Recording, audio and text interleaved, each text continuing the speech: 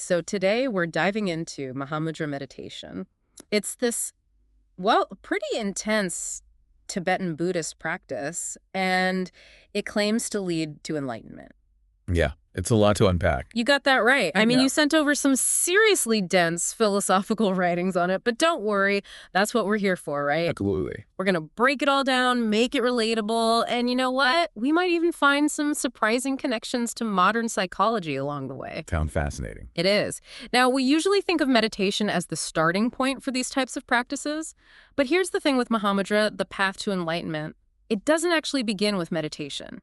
It's true. The initial stages, they really focus on this radical personal transformation to get you ready for the actual practice. Okay, so it's more about addressing deeply ingrained behaviors and thought patterns before you even get to the deeper meditative work. Exactly. It's kind of like, when you realize you need to clean up your diet and sleep habits before you can even think about training for a marathon. Oh, for sure. I get it. Right? So in Mahamudra, this whole transformation thing, it starts with, encountering a teacher who really embodies the wisdom of the practice. The text lays out these stages: interest, admiration, respect. Like that moment when you hear a speaker who just blows your mind, right? Yeah. And suddenly you're seeing things in a whole new light. Exactly. That spark, that shift in perspective, that's what those stages are all about. Wow. And, it actually connects to what we know in social psychology about persuasion and how people's attitudes change. So this ancient text was way ahead of its time in understanding the human mind. Oh, absolutely. And it gets even more interesting. The text really emphasizes how rare and precious it is to be born human, capable of seeking truth.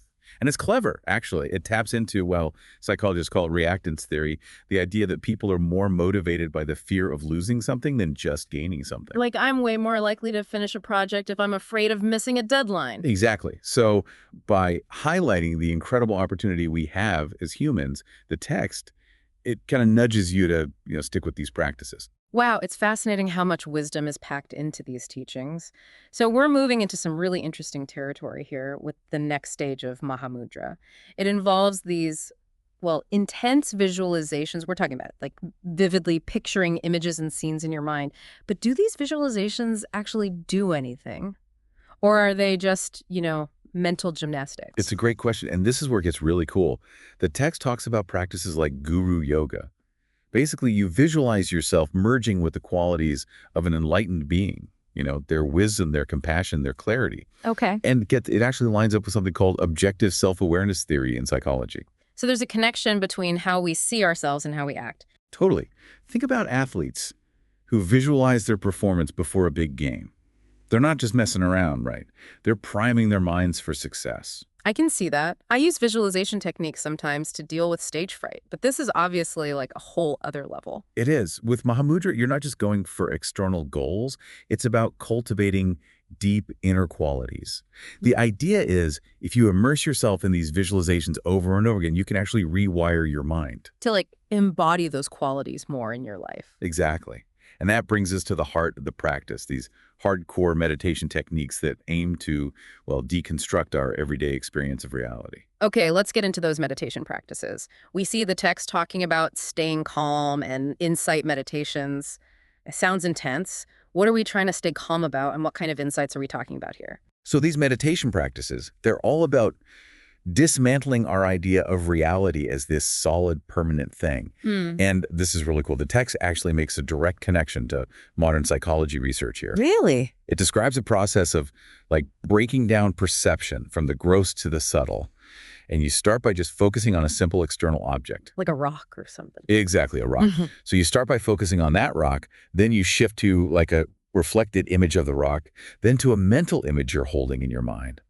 And finally to this abstract essence of rockness. It's wild. It's like trying to hear this one tiny instrument in a huge orchestra, and you're slowly quieting everything else down until you can hear those subtle, subtle tones.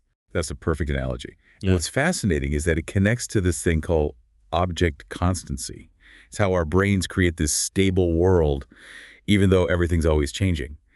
And Mahamudra, it challenges that. So you're not just intellectually understanding that things change, you're trying to really experience that impermanence. Exactly. And it goes even further. The practice also aims to dismantle our normal perception of time. Wait, hold on. How do you even wrap your head around dismantling time? Right. So the text uses this analogy of a techistoscope, this device that flashes images really fast.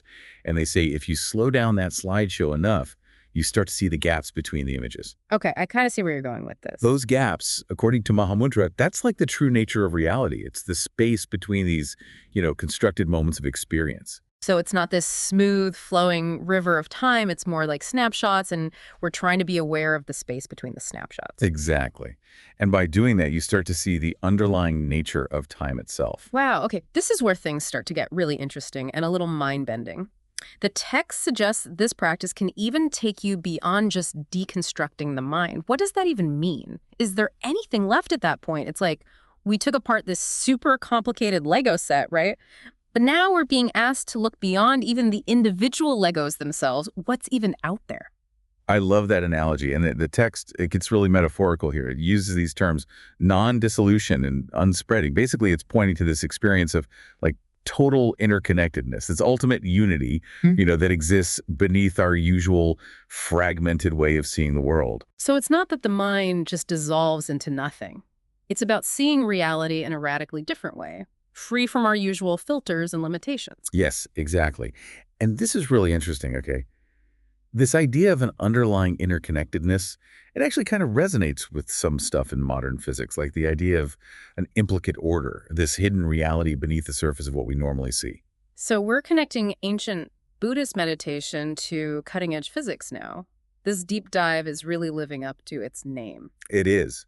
And the text is careful not to like define this ultimate state too concretely, which makes sense, right? It uses these poetic metaphors, son of a barren woman or salt in the ocean, pointing to something beyond our normal language. It's like describing a color no one's ever seen, or sound outside the range of human hearing. But it also says we shouldn't mistake this state for, like, a nihilistic void. It's not about emptiness as the final answer. Right. It's about a total shift in perspective, not an annihilation of experience. It's about experiencing reality in a fundamentally different way.